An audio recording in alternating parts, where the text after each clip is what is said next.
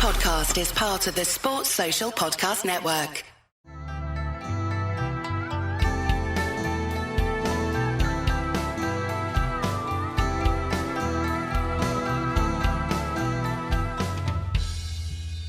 Hello, I'm your host, Les Bubka. Welcome to Anxious Black Belt, a podcast that focuses on karate, mental health, and everything in between. If you enjoy our content and would like to support us, best way to do that is to listen to another episode, share it with your friends, and leave us a review. All this stuff helps the mysterious algorithm to introduce our podcast to new audience. Thank you for joining me, and let's listen to the episode. Another of Karate for Mental Health, sound bites.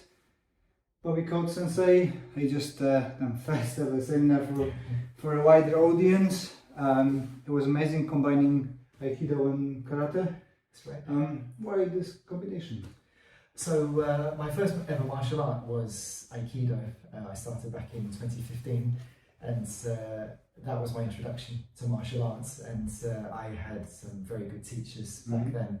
And I moved away from Aikido when I wanted to, like yourself, Les, move into something that's very practical and applied to self-defense. And I'd seen a lot of really good teachers like Rory Miller and Ian Abernethy who focus a lot on self-defense like that. So when I moved into karate, I focused a lot on that. But in the last year or so, I've been revisiting my Aikido and trying to think about what I learned in those early days and how I can maybe slightly adapt it into what we do in karate, so that it's not completely lost knowledge, it's just adapted now and something that we could all benefit from, I think, in bringing martial arts together. How's that working for you? It's not easy, I have to say. I think when you have some very traditional martial artists, of course, they get very fixed in their ways of thinking, as we all do with lots of different areas in life.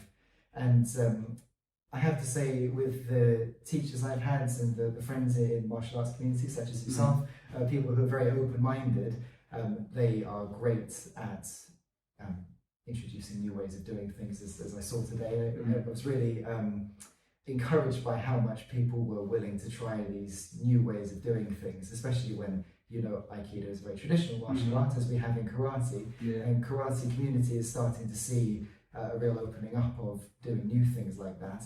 And I hope that the same can be true with Aikido as well. So what's your thoughts after first seminar? Because when I done my first seminar, I was total crap. I could do this better, I could say that, I could sort of frame it like this.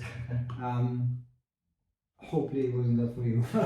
No, I have to say, I've been, from you, Les, I've been so encouraged by this. My teacher, Adam Cockfield Sensei, has been incredibly supportive in letting me practice in our own club before coming here. I, like you, I was saying to my girlfriend yesterday that I'm somebody who's very focused on the things I can improve on. So of course there are absolutely things from today where I'd like to do that better, or I'd like to improve on this. But having such a supportive community that you've created here, Les, and all of the guys who came along today has made that so much better. And I'm not being so perfectionist and so hard on myself. It's been a wonderful first experience, and I can't thank you enough for that.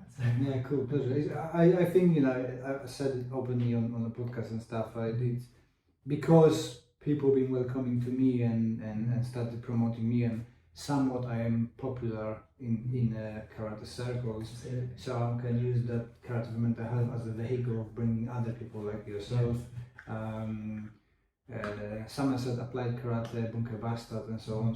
So people who do stuff, some of them much longer than I do, but they don't get the recognition that they deserve. And you know, overall, more exposure we have as a kind of more applied or practical karate, the better it is for karate overall, and people can be driven out from that 3K karate.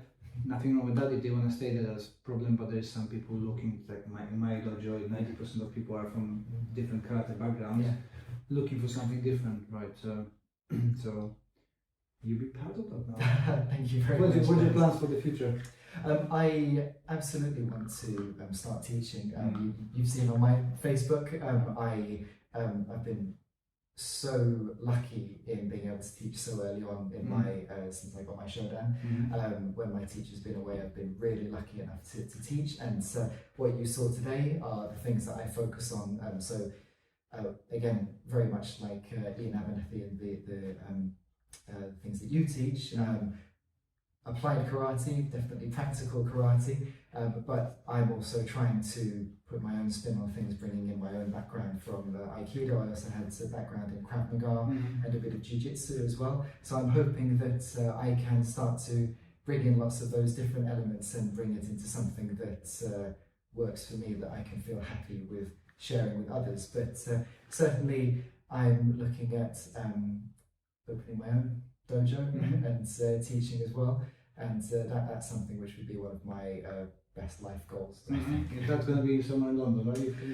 Yes, it would be. Yeah, so I'm based in North London, so I might potentially look around North London. So that would be Cockfosters, Southgate area. Cool. And that's my goal right now. So now you just start YouTube. Podcast. All the other things that come with the package of a full-time job, isn't it? I was going to ask that I've lost the track of the thought. That's what happens when you go unprepared.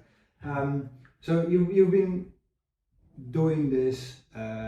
What do you think that will change in the future for you as going on? Because when I went in, I've got a completely different niche than I thought I'm going to be in. Completely different approach and completely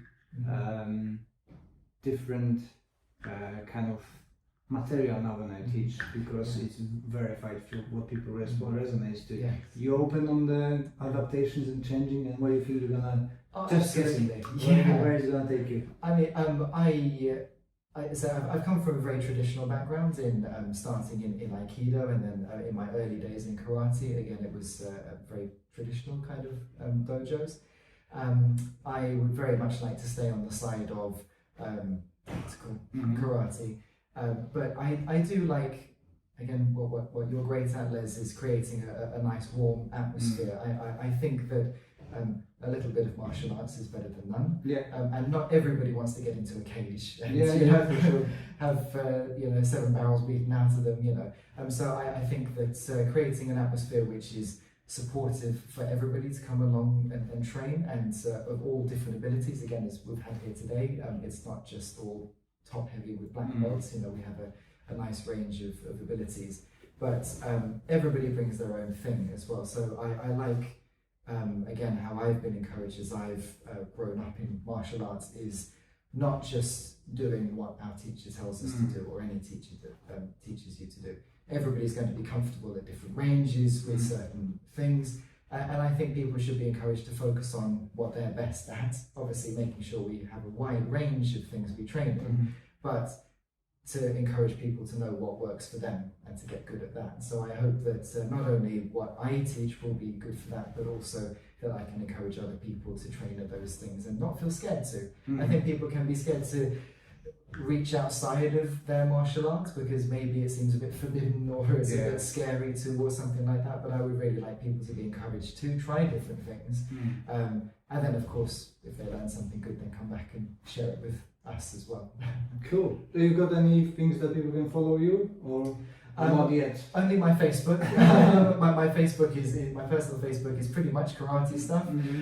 So you'll see a lot of that when I'm teaching at the King's Cross Shotokan Karate Dojo. And then certainly when I look at opening my own dojo, the information will be on there as well. Okay. Keep your eyes peeled for Bobby. Cool. Thank you very much. Well done for listening to all of it. You are a superhero. Thank you very much for your support. And if you could leave us that review on a podcast platform, that would be amazing. I appreciate your time, appreciate your support, and I wish you all the best until the next one. This podcast is part of the Sports Social Podcast Network.